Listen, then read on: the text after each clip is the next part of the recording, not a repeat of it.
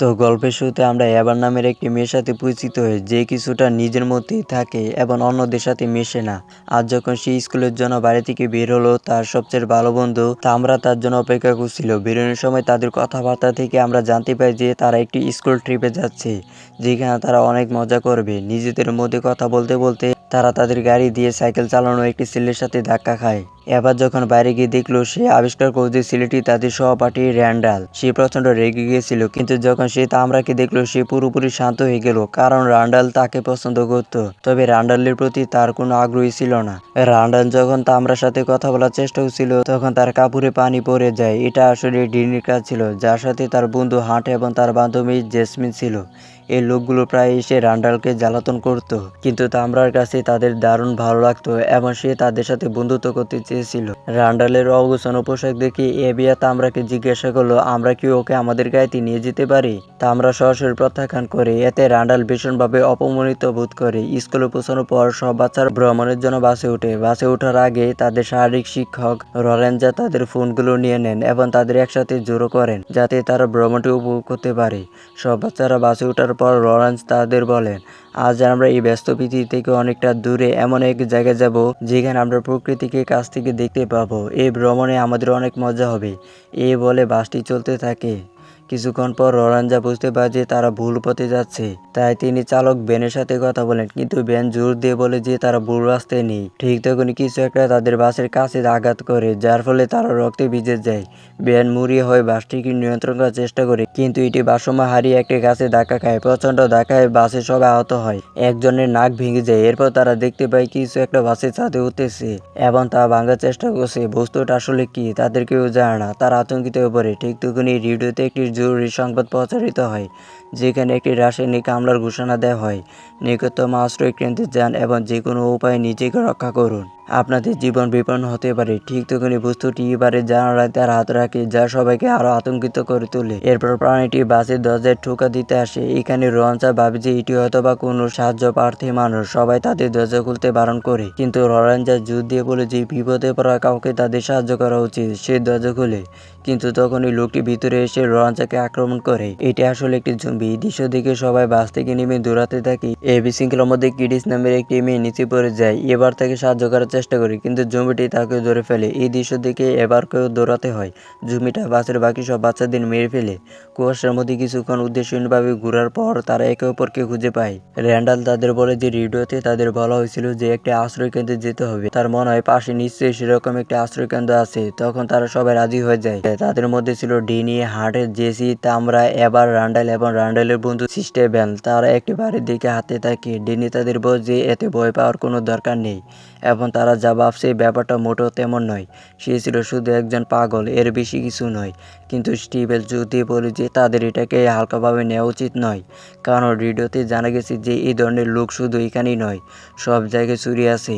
ঠিক তখনই তারা কাছাকাছি জম্বিদের চিৎকার শুনতে পায়। ভয় পেয়ে তারা উল্টো দিকের বাইরের দিকে ছুটে যায় এবং কোনো জম্বি যাতে ঢুকতে না পারে সেই জন্য এই দরজাগুলো শক্তভাবে বন্ধ করে দেয়। তারপর তারা ভিতরে ঢুকে নিজেদের নিরাপত্তার জন্য অস্ত্র খুঁজতে থাকে। নিরাপত্তাহীনভাবে ঘোরাঘুরি করার সময় তারা বুঝতে পারে যে এই জায়গাটা খুবই অদ্ভুত। তবে তারা নিচে নামতেই বাইরে থেকে একটা আওয়াজ শুনতে পায়। সে বুঝতে পারে যে এটা ক্যান্ডেলের আওয়াজ এবং সে গুরুতর আহত। সে দরজা খোলার চেষ্টা করে, কিন্তু র্যান্ডাল পিছন থেকে এসে তাকে থামিয়ে দেয়, কারণ জম্বিগুলো ঠিক তাদের পাশেই ছিল। যে কোনো উপায়ে আমাদের তাকে বাঁচাতেই হবে, কিন্তু বাইরে গেলে মারা পড়ার ভয় তাদের কেউ ক্যান্ডিসকে সাহায্য করতে রাজি হয় না। এই কথা শুনে এবার একাই চলে যায়। সে দরজার কাছে গিয়ে কাঠের তক্তাগুলো সরাতে শুরু করে, কিন্তু ঠিক তখনই জম্বিটা ক্যান্ডিসকে ধরে তার মাথা মাটিতে সজোরে আঘাত করে তাকে অজ্ঞান করে দেয়। ঠিক তখনই বেন, যে নিজেও এখন একজন জম্বি, তাদের দরজায় এসে হাজির হয়। সে দরজা ভেঙে ভিতরে প্রবেশ করে। আগে জম্বিটাও বেনের সাথে প্রবেশ করে। এই দৃশ্য দেখে সবাই দৌড়ে একটি ঘরে ঢুকে দরজা বন্ধ করে দেয়। বেন ভিতরে ঢোকার জন্য অনেক চেষ্টা করে, কিন্তু পারে না এবং বেরিয়ে যায়। এরপর যখন আলো জ্বলে ওঠে, তারা সবাই দেখতে পায় যে এটি একটি পার্টি রুম। তারপর একটি পর্দার আড়ালে তারা ব্রায়ান নামের আরেক সহপাঠীকে খুঁজে পায়। সে তাদের বলে যে আমি অনেকক্ষণ ধরে জম্বিদের থেকে বেঁচে এখানে লুকিয়ে আছি। যখন তারা রায়ান রায়ানের সাথে কথা বলছিল তখন ব্রাদার জম্বি তার অন্য সঙ্গীদের নিয়ে পিছন থেকে হাজির হয় এবং থুরাপ ও ব্র্যান্ড সামনে দরজা দিয়ে ঢোকার চেষ্টা করে। ভয় পেয়ে তারা দ্রুত বিভিন্ন দিকে দৌড়ে পালায়। রান্ডাল কাছাকাছি একটি বড় গর্ত দেখতে পায় যা দিয়ে মানুষ পালাতে পারত। একে একে তারা ভিতরে ঢুকতে শুরু করে। বাইরে হাঁটার জম্বিদের সাথে লড়াই করে তাদের থামানোর চেষ্টা করছিল। রায়ান যখন ভিতরে ঢোকার চেষ্টা করছিল তখন নিজের ওজনের কারণে সে গর্তে আটকে গেল। এবার তাকে ভিতরে ঠেলে দিতে পারলেও সে আহত হয়েছে। হাঁটার যখন জম্বিদের সাথে লড়াই করছিল তখন জম্বিরা তাকে ধরে নিয়ে গেল। এরপর তারা ভয়ঙ্কর সব পুতুলের বড় একটি ঘরে পৌঁছালো। ডিনি অজরে কাঁদতে লাগলো। সে বলল, আমি আমার বন্ধুকে বাঁচাতে পারলাম না, আর আমার মনে হয় আমরা সবাই মারা যাব। ডিনি যখন এই কথাগুলো বলছিল তখন বেনের আবির্ভাব হয়। বেনটা আমরাকে আক্রমণ করার চেষ্টা করে, কিন্তু তার কিছু করার আগে র্যান্ডাল পিছন থেকে এসে তাকে ধাক্কা দিয়ে ফেলে দিল এবং অজ্ঞান না হওয়া পর্যন্ত তার মাথায় আঘাত করতে লাগলো। র্যান্ডালকে তার জীবন বাঁচাতে দেখে আমরা তাকে জড়িয়ে ধরলো, যেমনটা র্যান্ডাল সবসময় চেয়েছিল। এরপর সবাই দেখলো ডিনির স্বাস্থ্যে ধীরে ধীরে অবনতি হচ্ছে। ডিনি ব্যাখ্যা করলো, ওই জম্বিটা আমাকে আক্রমণ করছিল। এটা দেখে সবাই বুঝতে পারলো যে ডিনিও সংক্রমিত হয়েছে। এরপর ডিনি বলল, আমি আমার বন্ধু হান্টকে বাঁচাতে যাচ্ছি। এ বলে সে উপরে উঠতে শুরু করলো। সবাই ডিনিকে অনুসরণ করে তার সাথে কথা বলার চেষ্টা করছিল, কিন্তু তারপর বেন আবার পিছন থেকে এসে ডিনিকে নিচে ফেলে দিল। এত উঁচু থেকে পড়ার কারণে লোকেরা ধরে নিয়েছিল ডিনি মারা গেছে, কিন্তু তারপর ডিনি উঠে দাঁড়ায় এবং হাঁটতে শুরু করে। আসলে সেও একটি জম্বিতে পরিণত হয়েছে। এটা দেখে তারা আতঙ্কিত হয়ে পড়ে। র্যান্ডাল বলে যে তাদের এই এলাকাটি সুরক্ষিত করতে হবে যাতে কোনো জম্বি ভিতরে ঢুকতে না পারে, কিন্তু এবার রাজি হয় না। সে বলে, আমাদের কাছে খাবার নেই, আশাও নেই, আমরা শুধু বসে বসে থাকতে পারি না। আমার একটা বুদ্ধি এসেছে, আমরা কোন রকমের সব জম্বিকে এক পাশে উপলব্ধ করে নিয়ে যাব, তারপর বাসে পৌঁছে আমাদের ফোনগুলো নিয়ে নিব। কিন্তু র্যান্ডাল এটাকে ঝুঁকিপূর্ণ বলে মনে হয় না। তখন এবার একে ফোনটা আনার সিদ্ধান্ত নেয়। প্রথমে সে নিচে পার করা একটি গাড়িতে আগুন ধরানোর জন্য স্প্রে ব্যবহার করে, যার ফলে সব জম্বিরা দৌড়ে সেদিকে চলে আসে। এখন পথ পরিষ্কার দেখে এবার একে বাসের দিকে হাঁটতে শুরু করে। তাকে একা দেখে স্টিভেন তার সাথে যোগ দেয়। এরপর তারা দুজনে বাসের ভিতরে ঢুকতে সক্ষম হয়। সেখানে তারা ফোন সব একটি খুঁজে পায়, কিন্তু এবার যখন দেখলো ভিতরে সব ফোন ভাঙ্গা, এটা দেখে এবার কান্নায় ভেঙে পড়লো, কারণ তার পরিকল্পনা ব্যর্থ হয়ে গেছে। স্টিভেন তাকে শান্ত করলো এবং বলল যে এটা তার দোষ নয়, চিন্তা করো না, আমি তোমাকে ছেড়ে যাব না। স্টিভেন যখন এবাকে চুমু খেতে যাচ্ছিল ঠিক তখনই তারা রেডিও থেকে কিছু কণ্ঠস্বর শুনতে পেল। এবার যখন সেটা দেখতে গেল সে দেখলো ভিতরে একটি রেডিও বাজতেছে।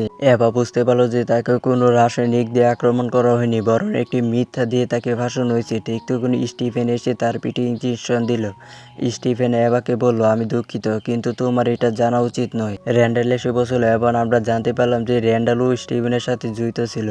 1 মাস আগে র্যান্ডাল স্টিভেনের সাথে মিলে তাকে উত্ত্যক্তকারী ও বুলিং করা সব বাচ্চাদের একটি শিক্ষা দেওয়ার পরিকল্পনা করছিল। তাদের পরিকল্পনা ছিল সব মেয়েদের বাঁচানো, তাদের মুগ্ধ করা এবং সব উত্ত্যক্তকারীদের একটি শিক্ষা দেওয়া। তাই তারা দুজনে মিলে জঙ্গলের মধ্যে একটি বাড়ি খুঁজে পেল এবং কিছু চেষ্টার পর সেটিকে একটি পুরোপুরি ভুতুড়ে বাড়িতে পরিবর্তন করলো।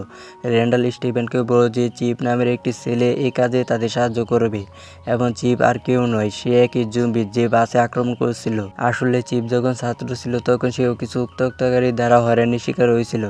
এতে ক্ষুব্ধ হয়ে সে র্যান্ডালকে সাহায্য করার সিদ্ধান্ত নেয়।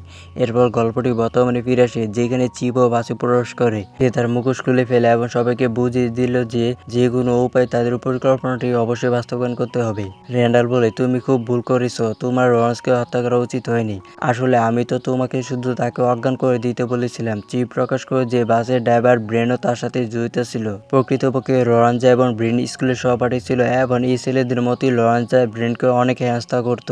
এই কারণে সে তার উপর প্রতিশোধ নিতে চেয়েছিল। চিপ বাসে হোল্টের শিল্ডে একটি ভিলন ছুড়ে মেরে বাস দুর্ঘটনাটি ঘটিয়েছে। এছাড়াও বাসের ছাত্রদের উপর আক্রমণ করার পর চিপ তাদের শরীরে অদ্ভুত ড্রাগ ইনজেক্ট করে, যা তাদের শরীরে প্রবেশ করার পর চিপের আদেশ পালন করবে। ব্রেন এই সুযোগের সদ্ব্যবহার করে সবার ফোন ভেঙে দেয়। যাদের সে ইনজেক্ট করেছে তারা জ্ঞান ফিরে পেলে কিছুই মনে রাখতে পারত না। সে আরও ব্যাখ্যা করে যে সে যাদের ইনজেকশন দিয়েছিল তাদের সবাইকে একটি কাজে আটকে রেখেছে। তখন স্টিভেন তাদের আসল পরিকল্পনা সম্পর্কে জানতে পারে, যেখানে তাদের সব ছাত্রদের হত্যা করার কথা ছিল। এতে স্টিভেন গভীরভাবে অপমানিত বোধ করে, কিন্তু এখন র্যান্ডালকে সমর্থন করা ছাড়া তার আর কোনো উপায় ছিল না।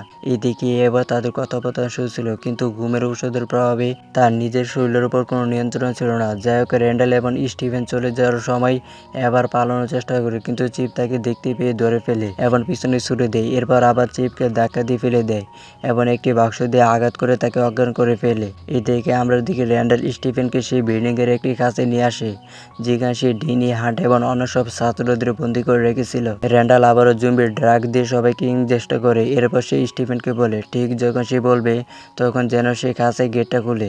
র্যান্ডালের পরিকল্পনা ছিল আমরা আর রায়ান এসে পৌঁছানোর সাথে সাথে ওদের সবাইকে মেরে ফেলবে। তারপর সে সবাইকে অস্ত্র সজ্জিত করে এবং বলছে তাদের বন্ধুরা আর বন্ধু নেই, বরং দানবে পরিণত হয়েছে। আমাদের যে কোনো উপায় তাদের নির্মূল করতে হবে। যদি আমরা তা না করি তাহলে ওরা আমাদের মেরে ফেলবে। এরপর সেই সবাইকে খাঁচার দিকে নিয়ে যায়। স্টিফেন খাঁচাটা খোলার সাথে সাথে এভা এসে পৌঁছায়। সে খাঁচাটি বন্ধ করে দেয় এবং দ্রুত আমরা রায়ান ও জেসিকে যেখানে আছি সেখানে থাকতে বলে। সে তাদের র্যান্ডালের কথা না শুনতে বলে। সে আরও বলে সে আমাদের বন্ধুদের জোর করে হত্যা করতে চায়। এইভাবে সে তাদের কাছে আসল সত্যটা বলে দেয়।